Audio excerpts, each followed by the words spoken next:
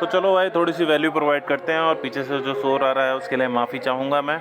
ठीक है, इस वीडियो में बात करने वाले हैं कि आखिर एसएससी के एग्ज़ाम के लिए वोकैब कैसे याद करें। चाहे आप सीएचएसएल की तैयारी कर रहे हो मेंस की, चाहे आप सीजीएल की तैयारी कर रहे हो, चाहे आप एमटीएस की तैयारी कर रहे हो। और ख़ासकर ये वीडियो उन बच्चों के लिए बहुत ज़्यादा मददगार होगा जो अभी नए हैं, ठीक है, और एसएससी के किसी भी एग्ज़ाम की तैयारी कर रहे हैं। ठीक है, तो वीडियो को स्टार्ट करते हैं। उससे पहले एक छोटी सी रिक्वेस्ट करूँगा भाई, 10,000 के बहुत ज़्यादा करीब है, प्लीज़ सब्सक्राइब कर दो प्लीज़। बड़े भाई की दुआएं लगेंगी, प्लीज़ सब्सक्राइब करो, टारगेट अचीव करना है ना। और नीचे टेलीग्राम ग्रुप होगा, उसको ज्वाइन कर लो भाई, वहाँ आप मेरे से बात कर सकते हो डायरेक्टली। 1,000 से ज़्यादा बच्चे हैं एसएससी वाले वहाँ पे, और बहुत मदद हो जाएगी। ठीक है, मैं आपको समझाऊंगा, गलती कर देते हो आप लोग वोकैब रटने में, है ना।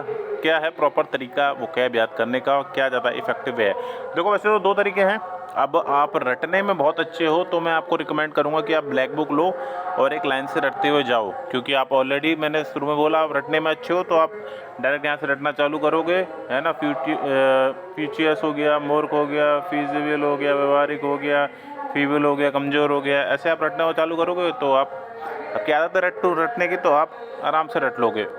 ठीक है, मैं बात कर रहा हूँ उन लोगों की जो जिनको भाई रटना पसंद नहीं, जो चीज़ें समझ के पढ़ना चाहते हैं और जिनको चीज़ें ऐसे भाई रटी नहीं जाती। देखो ज़्यादा इफेक्टिव वे याद करने का ये है कि आप वोकैब को ब्लैक बुक से ना पढ़ें, ठीक है, क्योंकि उसमें क्या होता है भाई, अल्फ़ाबेटिकली दे रखा होता है। जैसे ए वर्ड, ए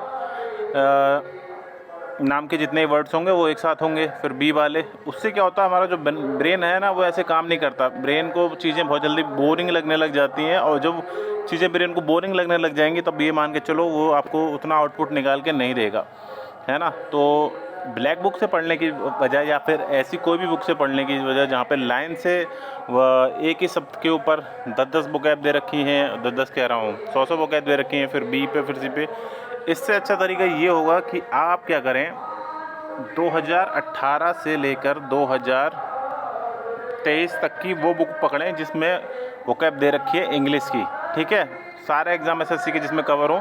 अब इसके लिए आप पिनैकल भी खरीद सकते हो और आप किरण की बुक भी खरीद सकते हो।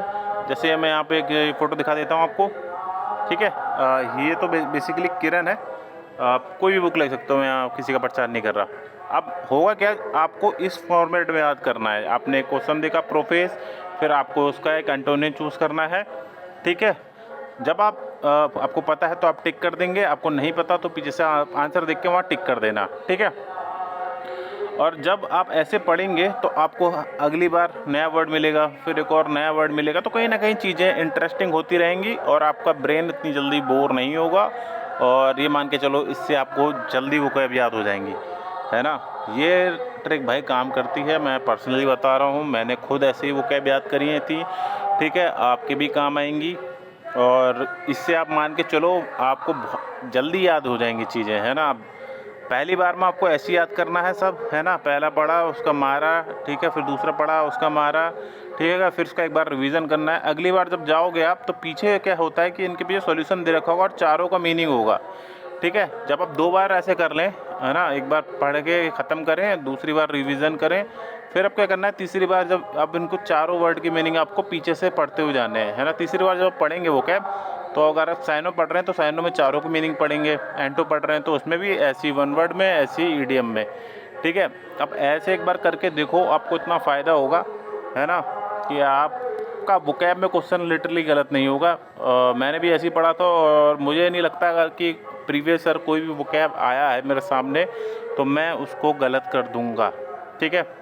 आज भी अगर कोई भी वोकैब पूछ लो, अगर PYQ है तो मैं उसको मोस्टली सॉल्व कर दूंगा, है ना। और ऑप्शन से पढ़ने का ही फ़ायदा होता है, आपको ऑप्शन का आइडिया लग जाता है, पॉजिटिव निगेटिव एलिमिनेशन बहुत सारी चीज़ें सीखते हो आप। तो ऐसे रटने की जगह अगर आप ऐसे वोकैब को पढ़ोगे 4 ऑप्शनों से तो आपको ज़्यादा फ़ायदा मिलेगा। अगर कोई भी मेरी बात से रिलेट कर पा रहा है ना, तो प्लीज़ कमेंट में बताओ। और दूसरी बात है, लिख लिख के पढ़ा करो वोकैब को, जो हार्ड वोकैब है उसको लिख के पढ़ो, जो इजी है ना, तो उसको आप ऐसे भी पढ़ के आगे बढ़ सकते हो, है ना। जितना लिख के पढ़ोगे उतनी जल्दी चीज़ें याद होती हैं, है ना। आई होप ये वीडियो आपको पसंद आया होगा, और कोई डाउट वगैरह मेरे से पूछ लेना। प्लीज़ चैनल को सब्सक्राइब करो, 10,000 जल्दी पहुँचाओ भाई। और टेलीग्राम ग्रुप को ज्वाइन कर लो, वहाँ आप मेरे से डायरेक्टली बात कर सकते हो औरों की तरह। मैं मिलता हूँ अगले वीडियो में। वंदे मातरम, जय हिंद और धन्यवाद।